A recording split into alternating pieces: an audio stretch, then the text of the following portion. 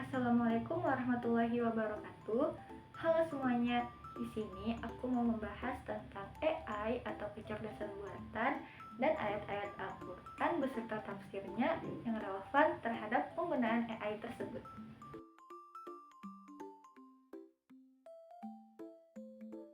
Pemanfaatan teknologi dalam era sekarang tentu telah membawa perubahan yang signifikan dalam berbagai bidang. Salah satunya bidang pendidikan.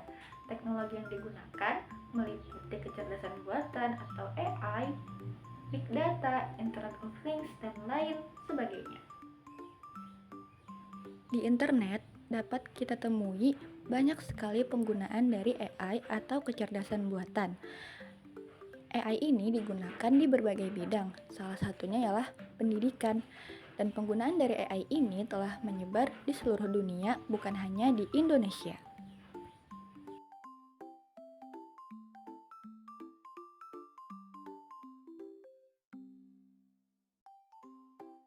AI atau Artificial Intelligence merujuk pada kemampuan mesin untuk meniru kecerdasan manusia, termasuk kemampuan untuk belajar, memecahkan masalah, mengambil keputusan, dan banyak lagi.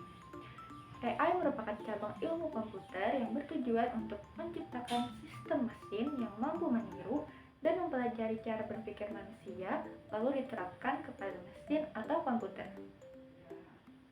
Sebagaimana yang telah kita lihat sekarang, AI telah diterapkan dalam berbagai sektor, baik kesehatan, transportasi, keuangan, manufaktur, termasuk juga pendidikan.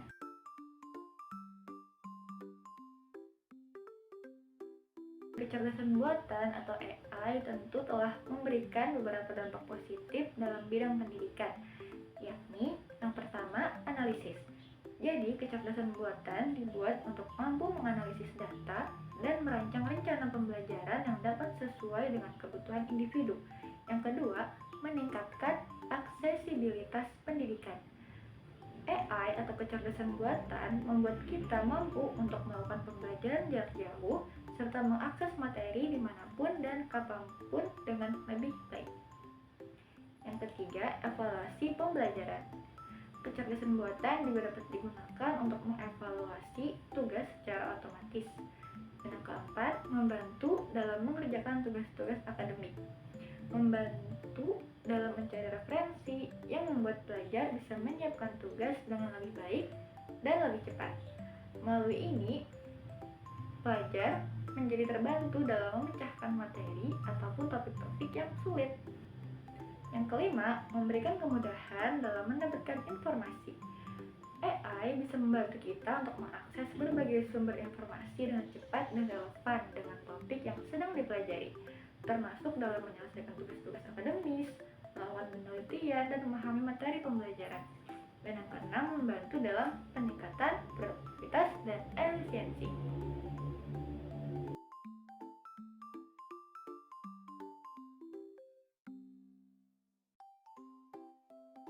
Terkait ayat di dalam Al-Quran yang relevan dengan penjelasan AI ataupun peran-peran AI yang sudah disebutkan sebelumnya, mungkin tidak ada ayat yang secara gamblang atau secara tekstual berbicara tentang AI ataupun teknologi tertentu.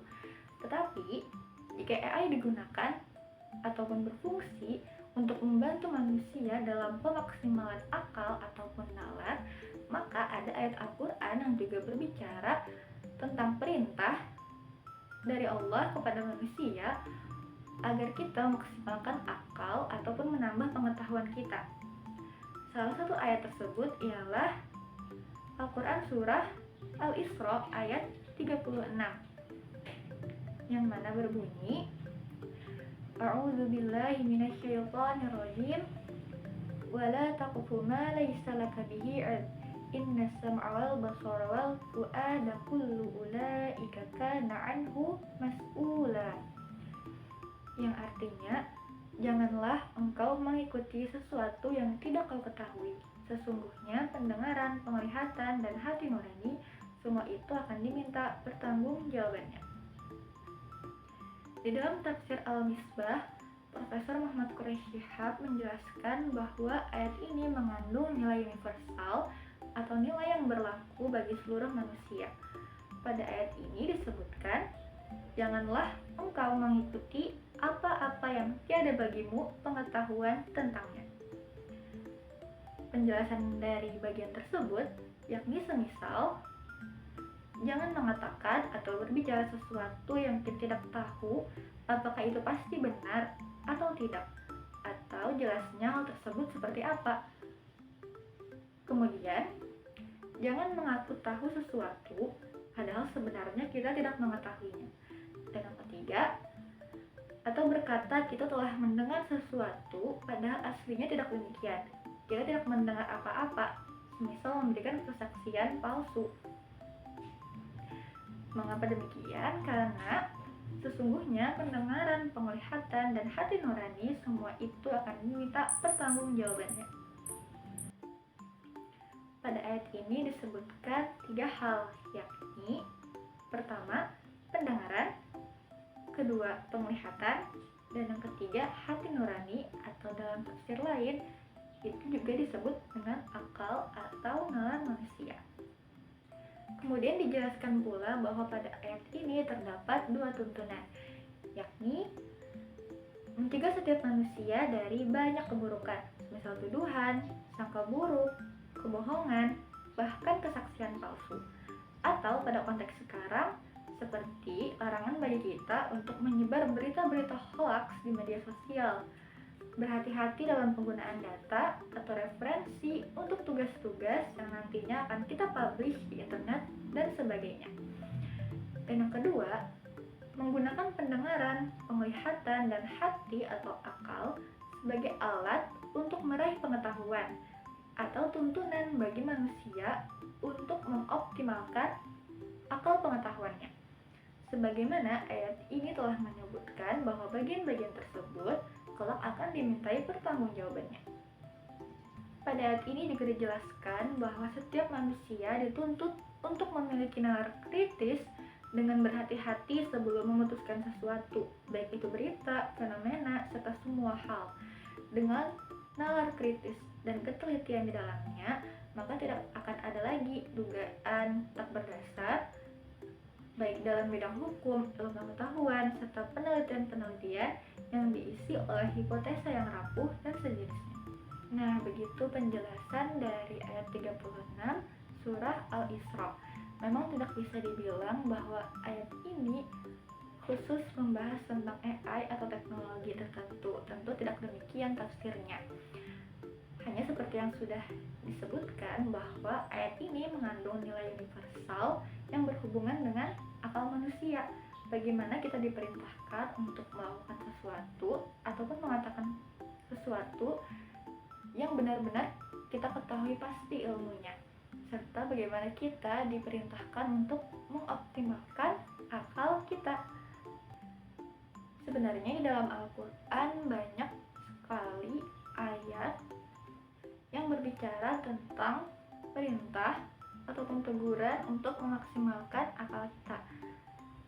Biasanya ayat-ayat ini ditandai dengan kalimat afala ta'qilun, yang berarti apakah kamu tidak berpikir, atau apakah kamu tidak mengerti, atau apakah kamu tidak menggunakan akalmu.